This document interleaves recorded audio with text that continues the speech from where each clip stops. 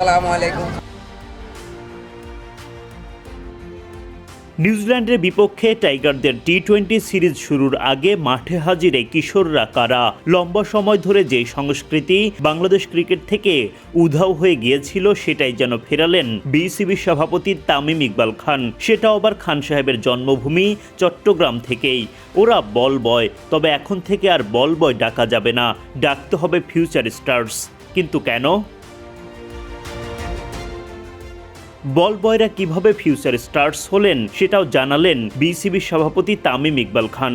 সামাজিক মাধ্যমে দেয়া এক বার্তায় বিসিবি বস বলেন, বল বয় শব্দটা ব্যক্তিগতভাবে কখনোই খুব একটা ভালো লাগতো না আমার। ওরাই আমাদের ভবিষ্যৎ, তাই আমি তাদেরকে বলতে চাই ফিউচার স্টার্স। আশা করি এই ক্ষুদে ক্রিকেটাররা ওদের প্রিয় ক্রিকেটারদের কাছ থেকে দেখে অনুপ্রাণিত হবে।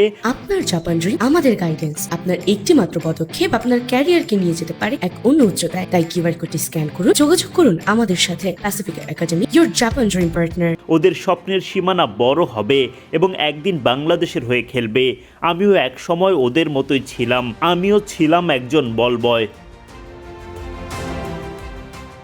বল বয় খ্যাত ফিউচার স্টার্সের মূল কাজ বাউন্ডারি লাইনে, সেখানে আসা বলগুলো ফিরিয়ে দেবেন ক্রিকেটারদের কাছে। তবে এখানে ক্রিকেট বোর্ডের উদ্দেশ্য শুধু বল ফিরিয়ে দেওয়ার কাজের মধ্যেই নেই। কিশোর এই ক্রিকেটাররা বল বয়ের দায়িত্ব পালনের মধ্য দিয়ে দেশি বিদেশি ক্রিকেটারদের সান্নিধ্যে আসেন। ফলে ভবিষ্যতে জাতীয় দলের ক্রিকেটার হয়ে ওঠার পথ আরও সহজ হয়ে ওঠে। একসময় বল বয়ের দায়িত্ব পালন করা মোহাম্মদ আশরাফুল, তামিম ইকবালরা তো এখন দেশের কিংবদন্তি। লম্বা সময় পর বল বয় সংস্কৃতি ফিরে আসায় খুশি খুদে এই ক্রিকেটাররা। তারা ধন্যবাদ জানালেন বিসিবি সভাপতি তামিম ইকবালকে।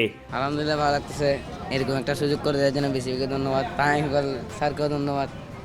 আমরা চাই এই উদ্যোগটা আরও বড় হোক, আমাদেরকে সুযোগ করে দেওয়া হোক। আমরা এই কাছ থেকে ক্রিকেটারদেরকে দেখতে পারবো, ম্যাচ দেখতে পারবো, আমরা অনেক কিছু শিখতে পারবো। আসলে এমন একটা অনুভূতি হচ্ছে মনে, এটা মুখে বলার কোনো উপায় নেই। তামিম ইকবাল স্যারকে আমরা বিশেষ ধন্যবাদ দিতে চাচ্ছি, কারণ তিনি যদি এই জিনিসটা না করতো তাহলে আমরা এই 22 জন এখানে আসতে পারতাম না এবং বাংলাদেশ এবং নিউজিল্যান্ডের প্লেয়ারদের থেকে বিভিন্ন জিনিস শিখতে পারতাম না।